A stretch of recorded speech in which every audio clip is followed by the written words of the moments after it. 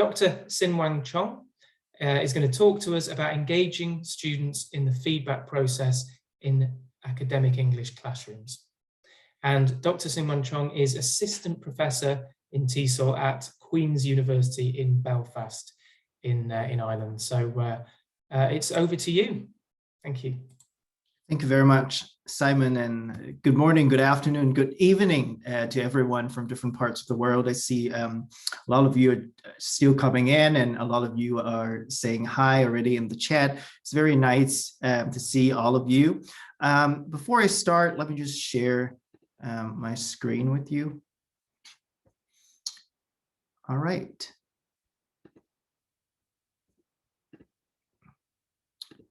All right, so sorry. So as you can see on this slide, my presentation is on feedback, on assessment feedback process. In particular, I'm very interested in sharing with you some evidence-based practices on how to engage students in the feedback process in academic English classrooms. And specifically in today's presentation, I'll be touching on the definition of feedback, and then I will go on to look at 8 evidence-based principles to develop students' feedback literacy in the EAP classroom. So let us start by pondering upon the question, what really is feedback? Feedback is a term that is always used in conversations, and I have actually done this exercise by myself when I discuss something with my colleagues or with my students. The word feedback comes up at least once in any conversation. So it appears to me that feedback is very, very important in teaching and learning, and of course in assessment. But as you can see in this quote, that feedback is an extremely complex notion. It's often embedded in a common sense and simplistic dominant discourse. It basically says that when people say the word feedback, they may not be entirely sure what the word entails. So what specifically does feedback mean? And of course, when we look at feedback in higher education research, we can see there is an old paradigm and a new paradigm. And you can take a look at the descriptions in the 2 circles and try to position yourself where you are at in terms of understanding what feedback means. In the old paradigm, when we talk about feedback as information. And because feedback is information, we focus a lot on the delivery of such information. And we always perceive teachers as the givers of feedback information, and students, of course, are situated in the receiving end. But if we look at the right-hand side, to the new paradigm, the feedback has been reconceptualized as a sense-making process.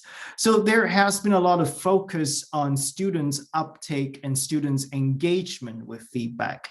And we also look at the givers of feedback to include not only teachers, but students as givers and generators of comments. So basically, we're embracing a more socio-constructivist view of feedback. So essentially, what we are seeing in research in higher education is moving away from feedback as information to feedback as a process. And of course, we cannot discard the importance of feedback information, because without information, there is no process, there is no interaction to be based upon. When we look a little bit closer on the notion of feedback information, we actually look at different kinds of information. We look at information that relates to correction. We're telling students what's wrong, what are the errors. And when we think about oral corrective feedback or written corrective feedback, it is the corrective information that teachers would like to provide to learners, for example, through the use of error codes or commentaries or metalinguistic explanations and what have you. Information can also be about strategies. So it could be in a form of commentaries in which teachers describe a learning strategy that the learners can employ in their future writing or speaking. Or the information could be related to clarification, asking learners to clarify ideas. The information can also be related to the emotional aspect, offering encouragement to learners. And of course, information can be about evaluation as well. So feedback is almost perceived as an afterthought. It's like a consequence of performance. That, of course, it's a very neat definition of feedback, and it encompasses a lot of the functions and important functions, in fact, of feedback. But let's think about feedback process.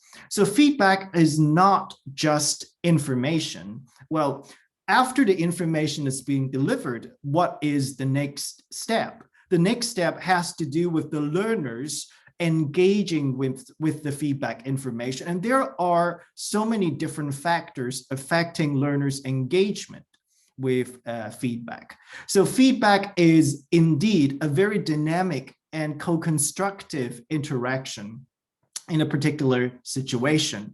And this feedback process is often affected by relationships or relational factors between the learners and the educators. For example, whether the learners are able to feel safe and secure, that they are willing to open up and share their weaknesses or ask questions so that the teachers can offer support. So the relational aspect and the dialogic aspect of feedback is very important. And when we think about feedback as a process, we think about student engagement. And in assessment literature in higher education, in the past few years, there has been a notion that has caught the attention of both researchers and practitioners. And that notion is student feedback literacy. And this notion basically talks about the capacity and the disposition of learners to engage with feedback meaningfully. And you can see that there are three potential factors or categories of factors that affect students' engagement. For example, whether learners are able to appreciate the value or understand the nature of feedback. Of course, we also have to think about whether learners are ready to make accurate judgment. Do they have a good understanding about assessment standards? If they are writing a writing task for an IELTS exam, for example, do they understand the assessment standards for the writing task? It's equally important to think about the affect and emotions of the learners. When they face very critical, very blunt feedback, how do they react to those comments? And ultimately, what we want is to make sure that learners are ready to act on the feedback information that they receive. Maybe at this stage, you'll be asking the question, is feedback engagement that important? I have been giving written comments for years, for decades, and I don't seem to see a problem. Well, let me share with you this picture, which I took a few years ago when I was a visiting lecturer at National Institute of Education in Singapore.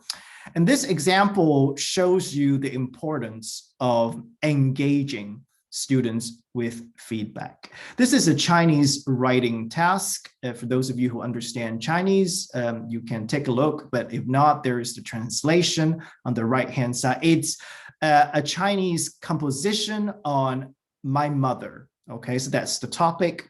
And then there are the two short paragraphs by a primary school student. And then there are the comments. So I'm going to give you maybe 20 seconds to read what's happening there.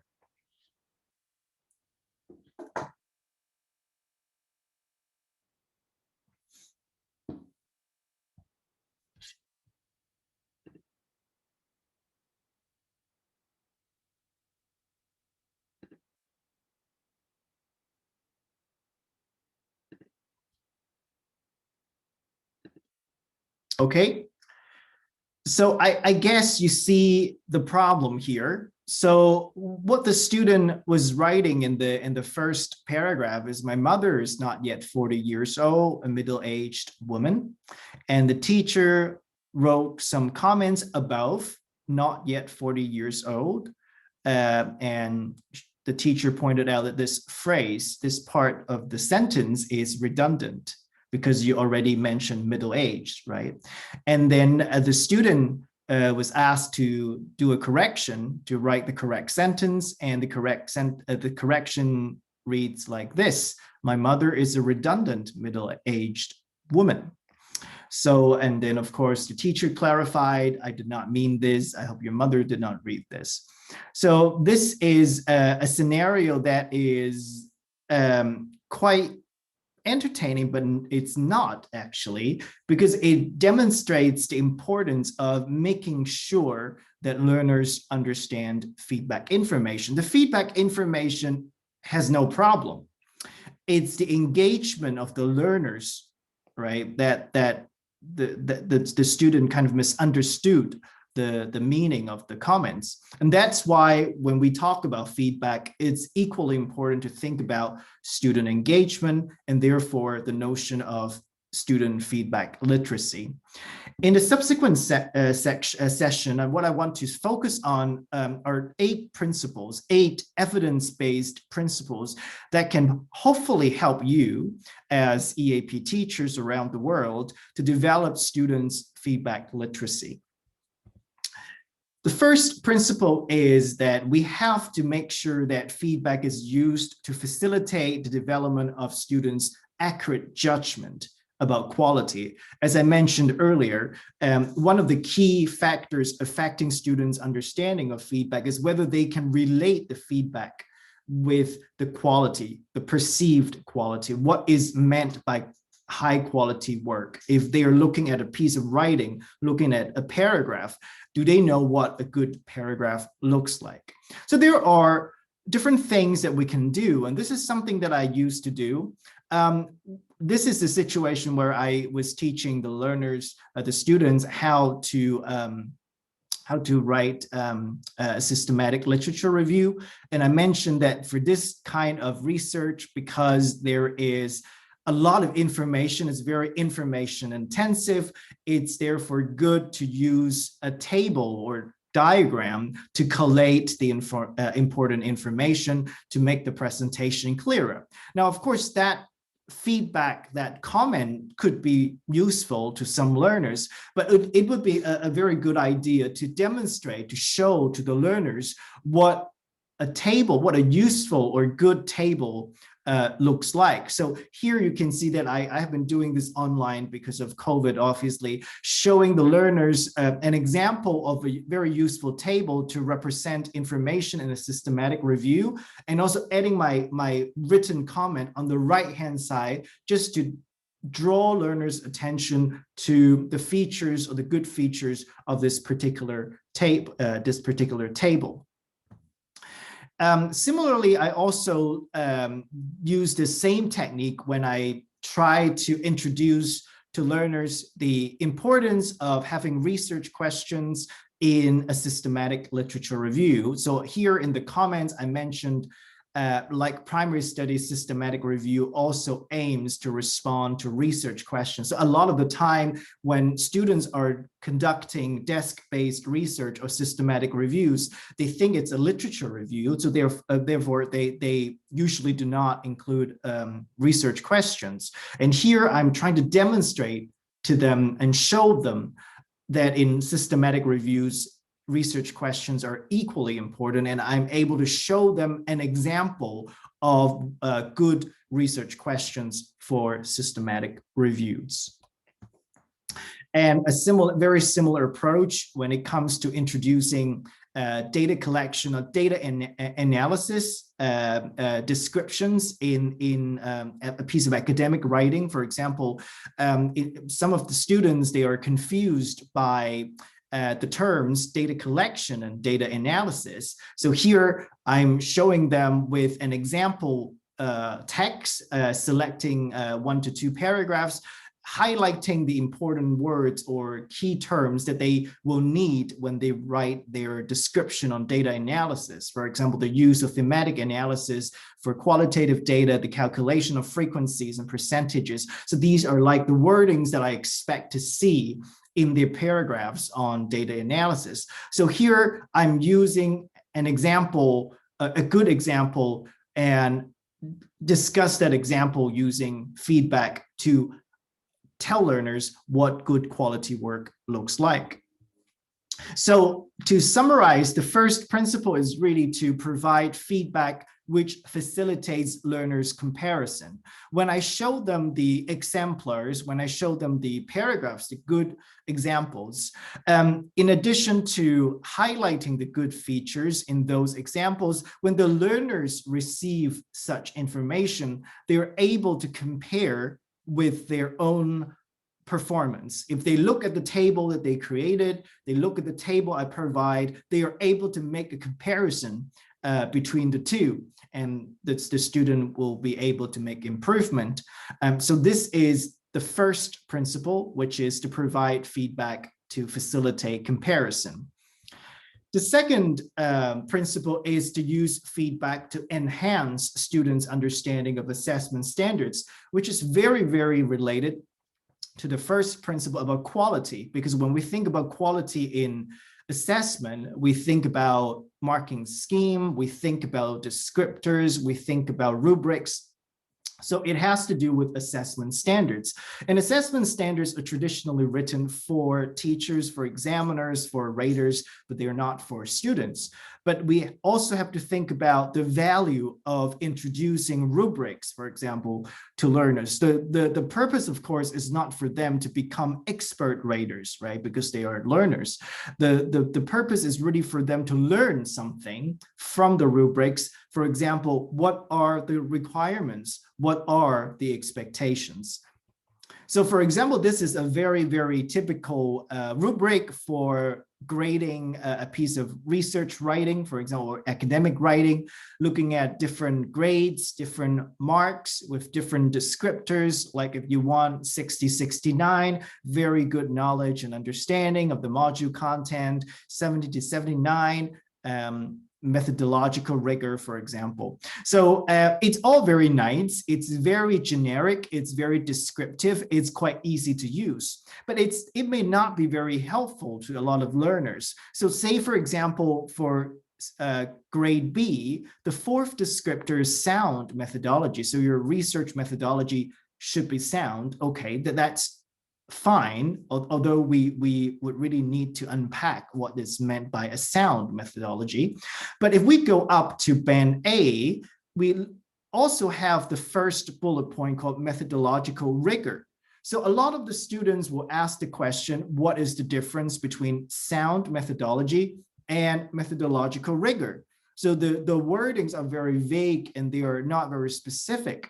So this is where feedback together with exemplars can help illustrate the different dimensions of quality. So for example, in this dissertation, I'm trying to illustrate to my students what is meant by demonstrating a thorough and systematic knowledge and understanding of module content. Okay, so that's about the content of the writing. And then again, the adjectives are quite difficult to explain, even though you don't really need to look up the words thorough and systematic, but how do we make them understandable to the learners? We have to provide an example. So on the right-hand side, you can see the example I provide to illustrate what this descriptor means. So I showed the students a concept map.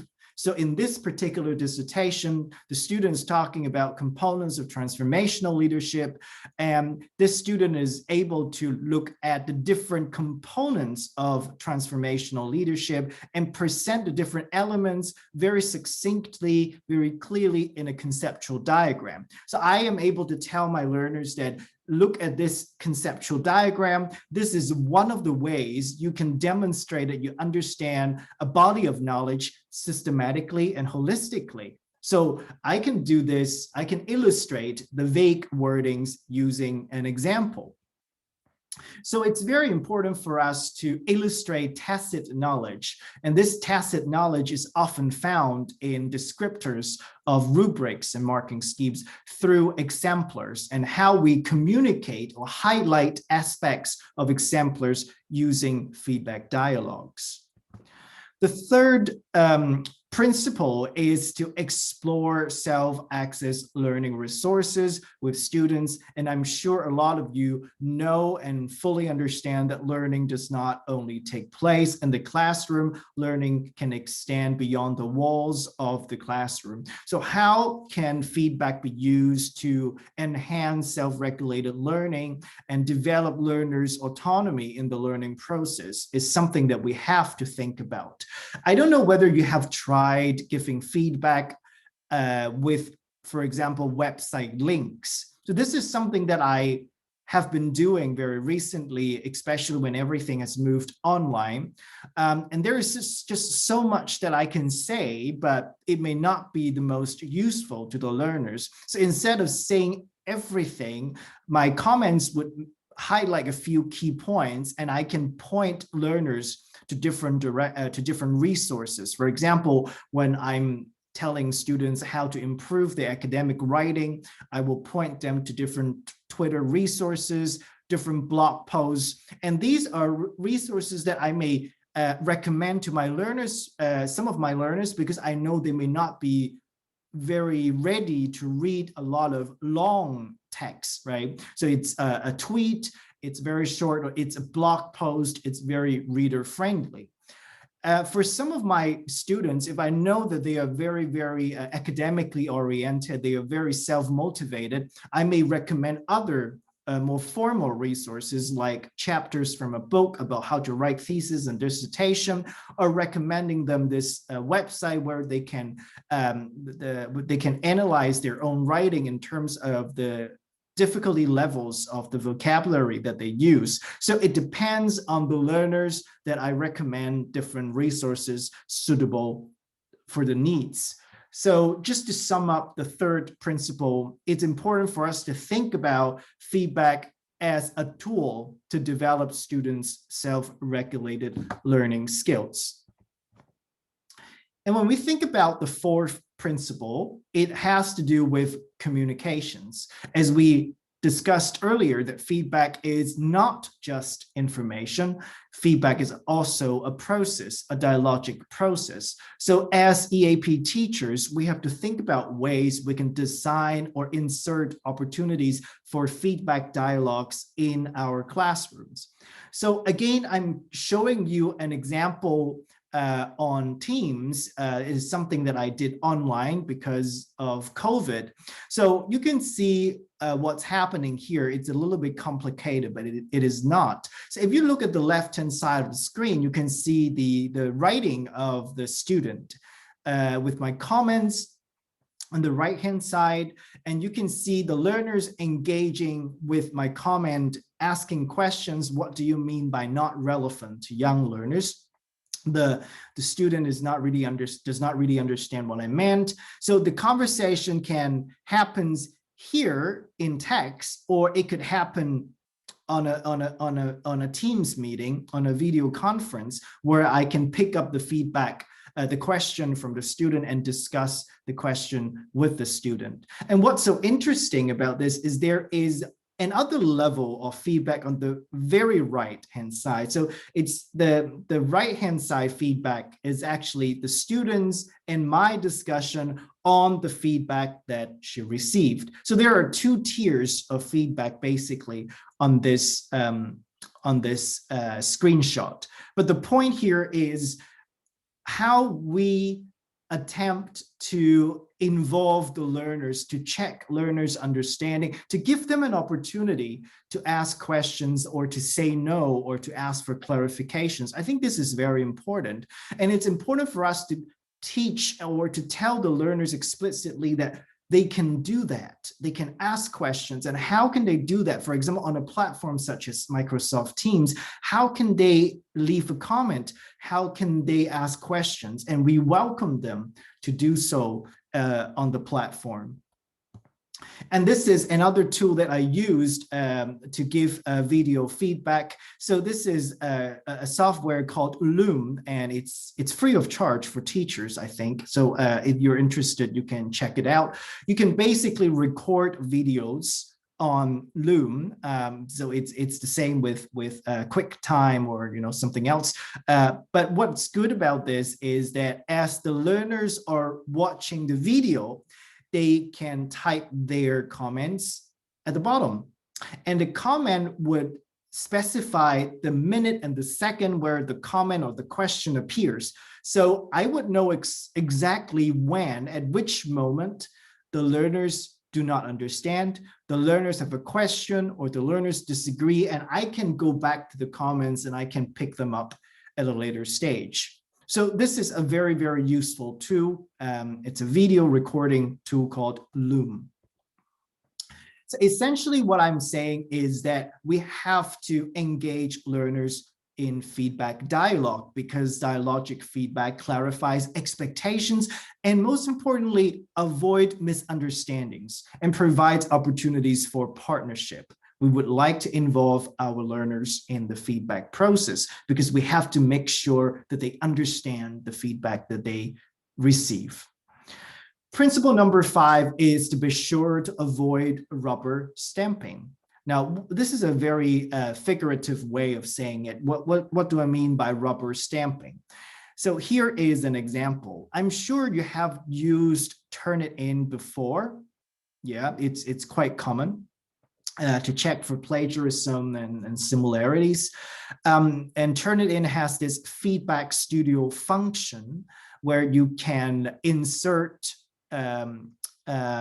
comments at different places in the text, and a lot of these comments are generic comments, so you can basically use them for different purposes. For example, there is a comment called missing quote, and so you can use the same comment in many different places with missing quotes, or with SP dot, for example, that's a spelling mistake. You can use SP dot in a lot of places in an essay. So these are what I call rubber stamping comments. So they are not personalized, they are not tailor-made, they are machine code, they don't really feel like two human beings communicating with each other. And what I try to do to humanize my own feedback is to, again, draw on technology. The use of audio or screencast video feedback is a big help to me. For example, in this example, I was giving a screencast comment session to one of my students. I'm talking, the student can hear my voice. At the same time, the student can see my screen, and I'm highlighting, I'm taking notes on the screen. And this becomes a very personalized activity with the student. It's almost like a gift that the teacher prepares just for that particular student. And I really think students appreciate this, because you can see for every student, they have their own feedback file. This is an audio file. Of course, you can have a video file. So it becomes like a gift from the teacher to a specific student. So there are, of course, many more such technologies out there, and I'm sure you know more than I do, but here are just some examples that I'm sure you are very familiar with: QuickTime, PowerPoint, and what have you. So in other words, I think we have to harness the affordances of audio and video feedback. And I'm not saying that we have to use technology. We have to use technology wisely and purposefully, especially when we have a pedagogical rationale behind. And in this particular case, I think audio and video feedback is more detailed. It's more scalable. Think about this. Scalability of feedback practices is also very important. We want to give personalized feedback to our students, but what if we have 60 students, 100 students? We cannot afford the time to give individual feedback. So with the use of technology, we can record a video summarizing general observations, and we can select a few examples to talk about, and you'll record a video and it can be viewed by the whole class. This is just an example of using technology to overcome scalability issue in feedback design. Principle number 6 has to do with our attitude. It's not so much what we say or what we do or not do. It has to do with our mindset. It's important for us as EAP teachers to think about learners as learners, but they are also people with their unique perspectives and also unique experiences. So it's important for us to admonish, but not patronize them. It's very important to, when we engage in dialogues with students, maybe a lot of you are already doing these kinds of feedback dialogues with learners, maybe individual writing conferences. But the way you ask questions or the questions that you ask, sometimes the students may feel it will make them feel bad, or they may not want to respond to those questions for whatever reason. So it's very important for us not to presuppose anything, not to presume anything, but to ask very open-ended questions. Ask them about, why do you want to write in this particular way? For example, if we know that it may be an example of plagiarism, we don't presume that it's the learner's intention to plagiarize. We ask them, this looks a little bit similar to some other sources. Why do you want to include this in this particular way? Sometimes you will understand the learners may face difficulties. Maybe the language is not very good. They don't have other words to paraphrase, or they are totally unaware of the academic convention of having to cite something if they have to use other sources. So it's very important for us to think about the learners and to ask open-ended and respectful questions. It's also very important for us to hear the voice of the learners. And I really like this tool. And I've used it with some of my students. When I give them feedback, it's always easy for teachers to evaluate learners. Am I right? It's the norm.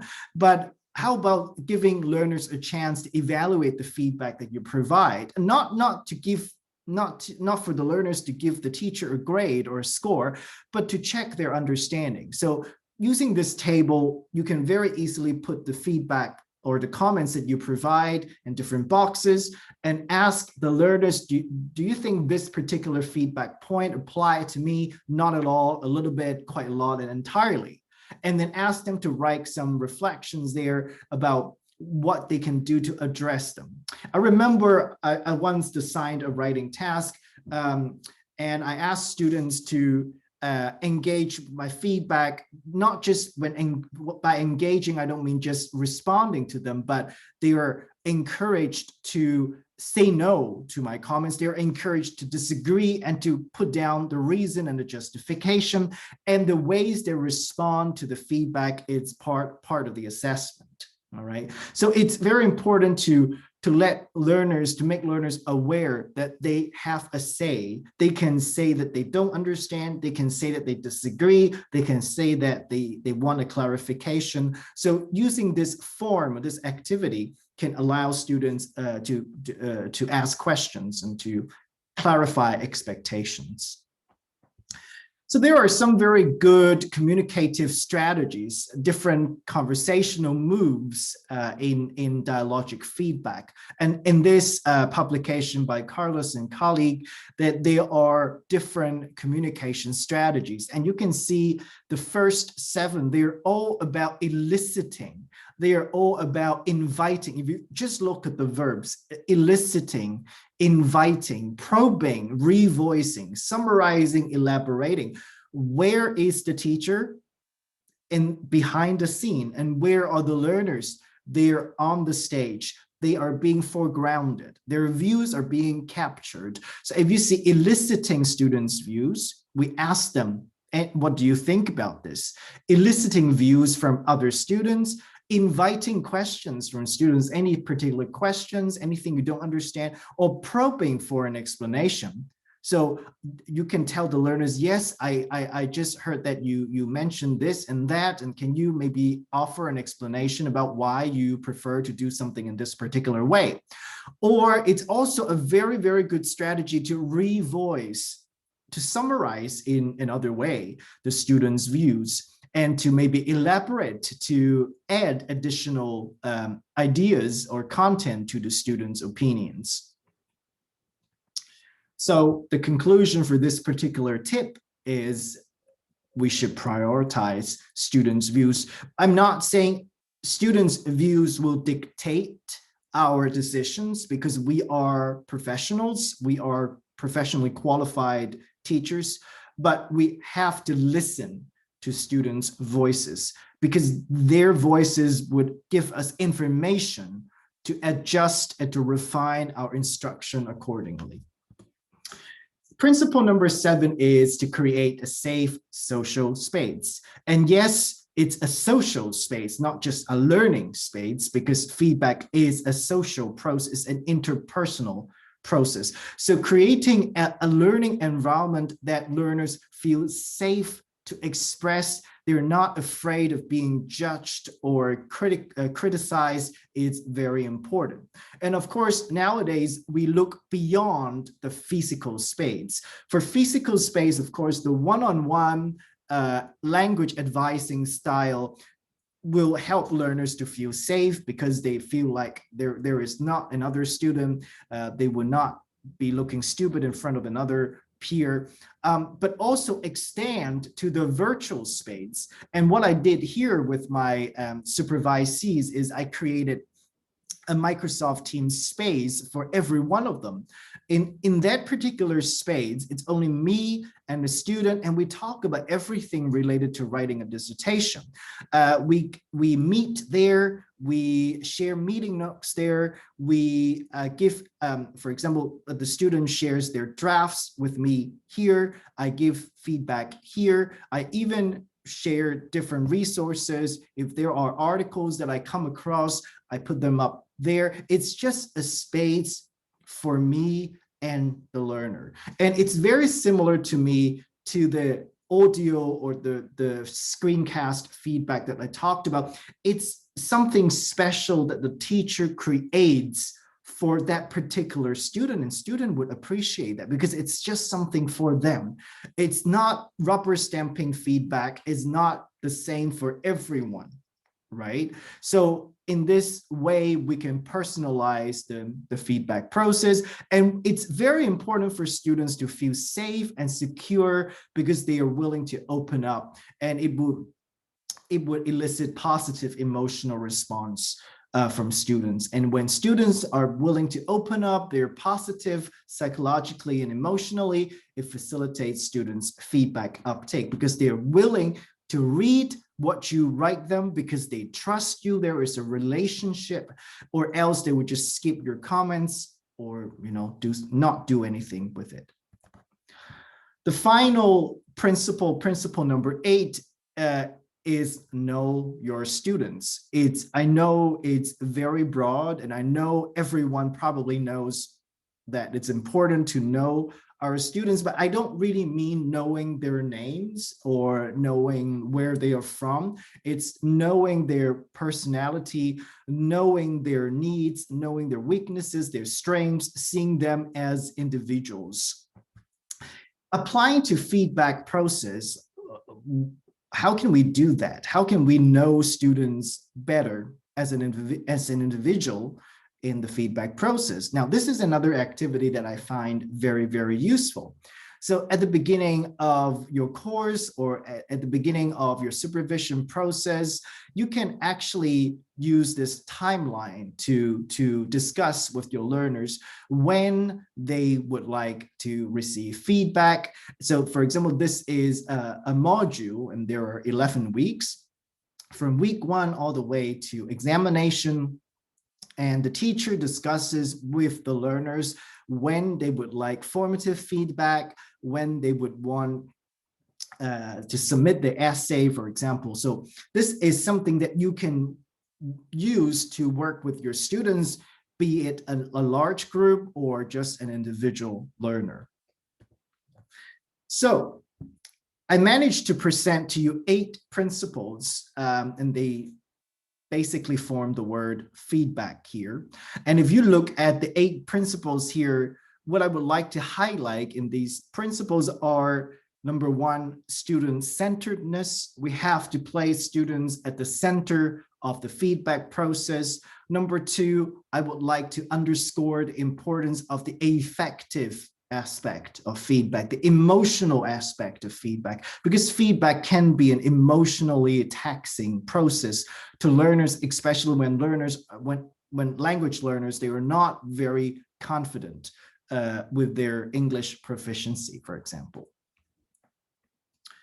Well, I know that the whole presentation focuses a lot on students, on developing students' feedback literacy. But how about the assessor's feedback literacy, the teacher's feedback literacy?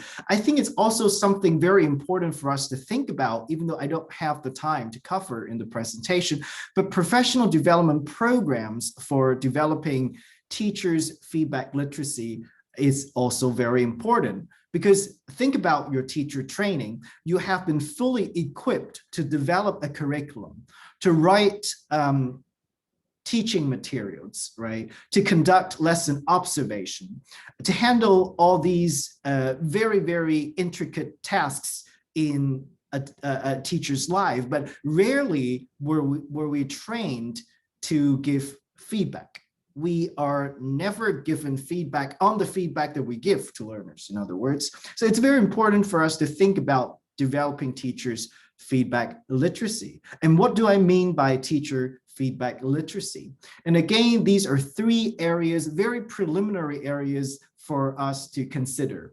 The first principle is really to think about teachers' design for uptake, for feedback uptake. Where is the right moment for feedback? Is feedback only an afterthought? It's near the end. It's only when they submit their final essay and they receive a score together with the feedback. Is that the right moment? Is that the ideal moment for giving feedback? Will learners really benefit or even bother to read feedback if it's at the very end of the module? When is the right moment? Are there opportunities throughout the module to give feedback? Relational sensitivities has to do again with the affective and the relational aspects of feedback. Think about how we can express our support in the feedback process. Maybe a lot of the times teachers are indeed very supportive to learners, but they don't show it, or they don't show it in a way that learners take it positively, right? Think about the way you correct students' errors. You meticulously circle and underline and correct every single language error of the learners because you care, right? But on the receiving end, the learners may not perceive it that way. So how can we think about ways to express our support in the feedback process? It's equally important. Last but not least, of course, managing practicalities. We can only do so much. We are a teacher, a professional teacher, but we are also a human being with a normal life. So that we have different roles and we cannot do everything. So we have to think about how to strike a balance between the ideal and the practical situation. We also have to think about the expectations from the schools, from universities, from students, and also maybe even consider the norms and practices of our own academic disciplines. So I'm going to stop here, I think, perfectly at 45, leaving 15 minutes for questions and answers. And if you would like to continue the discussion, I'm quite active on Twitter. You can see my 2 Twitter handles on the screen, and you can give me a follow, and I'm very happy to continue the conversation with you. Thank you. Absolutely perfectly on time there. Excellent. Thank you very much. Yeah, lots and lots of great comments coming through, such as inspiring and great ideas, etc., etc. So I hope you're going to get a chance to see those. Yeah, thoroughly enjoyed it. I'm just reading them coming through now. Yeah, there was a lot packed in there, and that was fantastic. I tried to pull out a few questions. I've written down a few things here. I like the idea that feedback is not just one directional, it's part of a process, and you're actually engaging the student and asking them at what points and what types of feedback they would like when, because I think that's important to kind of individualize it. I mean, is that possible on a larger scale when you've got so many students? How do you manage to juggle all of that? I think it's important. Yeah, thanks, Simon, first of all, for bringing up that notion of scalability again, which I talked about. Imagine if we have a class of 100, right? How can we possibly cater for learner diversity of 100 learners, because they're all different? So this is not what we're aiming for. What we are aiming for is to give the learners a choice. So when we give feedback to learners, maybe some learners would prefer audio feedback. Some learners prefer written feedback. And that way you can put students in group, and you can do that in a small group, or you can actually do two modes of feedback for the class, like an overall and general comments, one using the recording, as I mentioned, using the screencasting technology, just to talk about your observations and to show a few examples. Whereas the written, it could be a little bit more specific, maybe on a forum discussion. If they have any questions for you, you can, respond in that way. So from my experience, I offer choices to learners, and I make myself available. That's bottom line. It's not something very advanced and sophisticated or very complex designs. Just to tell the learners, I'm available. These are the slots that I'm available. Come find me. Or, you have a choice. Do you like to do it this way or that way? It's all about that. And some teachers, they may be worried, if I open my slots up to learners, I won't have my own time. But trust me, there are students who are very motivated, but there are students who are all perfectly fine on their own. They are good enough by relying on the materials you provide already. So it's not too bad. Excellent. And how much feedback do you give? Do you correct everything? Because I think we saw an example there where there was a lot of correction there. And do some students get demoralized by that? Does it have a negative effect? I mean, how do you work out that balance? I think it's important for us to discuss with the learners, but for the first round, I would always go a little bit over, just to identify certain areas. They look really red, but it's just one problem there. But certainly when I identify major areas in the first round, then I would have a conversation with the learners about what they want to focus on. And it's something that I have been promoting, is the use of a feedback sheet, so that on that piece of paper, what you're asking the learners to do is to identify areas that they would like you to comment on. So you can have those key areas that you must focus on because you have taught them. For example, you have taught them how to use different complex sentence structures. So complex sentence structures must be on the list, right? They cannot choose. But apart from that, there are different language items, for example. Which one or which ones do you want me to comment on? And they could put ticks, or they could suggest something else. Maybe it's content, it's coherence, not really grammar. So in this way, it's communication. You don't have to really sit down and meet with each other. It's maybe not possible in some situations, but with the feedback sheet, conversation takes place. Yeah, I do like that. Because you could write something and you might not, you might want specific help with something. And if there's that communicative aspect, the two-way conversation, instead of this is right or this is wrong, I think that's great, because I know when I'm learning Spanish, there's questions within questions, and you want to say, can I have done this better? Or so I love that sort of, and the rubrics as well of setting out kind of like a map or a guide, what students could do so that they have a bit of a structure, how to write an essay or a report, for example. I mean, do you ever provide like the perfect example, so it shows students what they should be aiming towards, or or a poor example and you're pointing out why it's poor? Do you also do that as well? Yes, I think the use of exemplars can be very effective if used appropriately. I personally do not believe in perfect example in the context of EAP writing, for example. There are multiple ways in which you can do things in an excellent way. For example, the way you structure your argument, the examples you provide. But yes, surely a high quality examples, or maybe sometimes a mediocre one or poor one. So I would often show students a range of examples, and they don't need to be the full essay, right? Because it will overburden the learners and you don't have time to go over them. It could be a paragraph.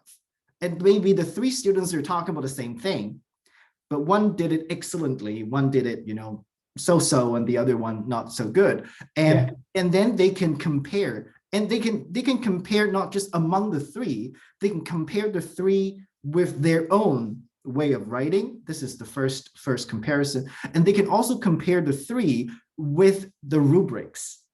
And it's an excellent way to explain to learners why the student scores higher. Sometimes the students are, why does why did they get a better mark than me? I don't think so. So we cannot just tell them that because I say so. No, so it has to do with, because look at the rubric, look at this description, and do you see that realized and exemplified in that particular example? So it's very, very powerful if you take the time, and it's very time consuming, I have to say, if you take the time to discuss the samples with the students together with the rubric. And it has to do with the rubric as well, Simon, because sometimes the wordings of the rubrics are not it's just not reader friendly. Sometimes it's not student friendly. It may be friendly to examiners. But even you ask some examiners, they may not, they have different understanding of certain criteria, even for the most experienced one. Even for the learners, the learners, they have no idea what coherence and cohesion mean. Totally. Right. What is lexical resource when you look at IO's marking scheme? So it's important for us to provide a student-friendly version of rubric. This is exactly what I was going to ask. What level do you introduce those? Yes, and I think the student-friendly version of rubric can take various forms. The first way to do it is to have a simplified version using simple words in English, right? The second way is, especially for younger learners and lower level learners, they can have the rubrics with them in their first language. It can also be very helpful. The third way to do it is to have the simplified version with examples. If you say there should be coherence, and an example of what a coherent paragraph looks like, right? And cohesion, what does it mean? When you say connectives, examples, right? And the fourth way is, I don't know, 4 or 5, I stopped counting. So the last way is to co-create the rubric with the learners. And it's not, I've been teaching this module in language assessment with my learners, and I've been telling them, you're fascinated by the idea of asking students to do things in the assessment process, peer assessment, self-assessment. Why? It's not because you can sit back and relax. You have to do a lot of work to support them. The reason why you're involving the learners in creating the rubrics is to know the voice, know what they think is important, what's occupying their minds at the moment. Maybe they're thinking about 90% grammar, but there are actually other criteria that are as important, if not more. So, and I think on that point as well, if they're co-creating it, they're going to remember it. It's the same as anything. If you write it down first, there's chances of how you're going to remember it. If you're just given something by the teacher, it's like, oh, okay, what does that mean? But yeah, I think that's a great idea. I also really like the idea of, just reading my notes, on the learners providing the feedback as well to the teacher. That nice grid that you showed, where else could I have helped you? Almost. That must be valuable to you, because it's a great way for them to maybe defend their work, which is fine, because that's, they might want to give you feedback in that way. But I mean, have you introduced that recently? Is that something that you've benefited from? Yeah, I have been using it for a while, but I always find it very, very helpful. And I think it should be the way to do it. For example, Simon, you just asked the participants to complete a survey after the conference, and then they get the certificate. It's a norm for us to want to hear from the participants, and students are participants in the feedback process. We ask them to evaluate the course, the teaching, the activity, but never on the feedback they provide, very rarely. And so it appears to me that, students actually have a lot to say about the way they receive feedback, because they actually read what you write to them, or they listen to the file that you prepare for them, more than maybe the lecture that you teach in front of the whole class. Sometimes you say something without being aware that it sticks with the learners. You always want to know that. I mean, it could be culture as well, because in some countries, I know it's very more teacher-led, than other countries, but it depends on the way you do it, right? You can elicit students' feedback on your feedback in different ways. It's not say, come on, let's tell me what you don't like about my comments. It's not like that. You can do it in a more controlled manner, right? If you I understand in certain situations, but there are different ways we can actually give feedback. Which one do you think you would prefer? Is it a more personal style, or is something else? You want a recording? You want something? It could be like a survey. It's very formal.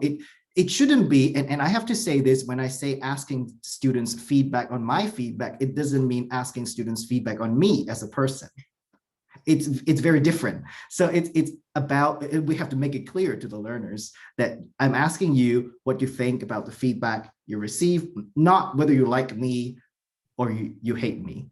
So it's, sometimes it can become very messy if the focus is wrong. Well, I thank you very much. I think that's a good place to end on, because I think from the comments that I've seen,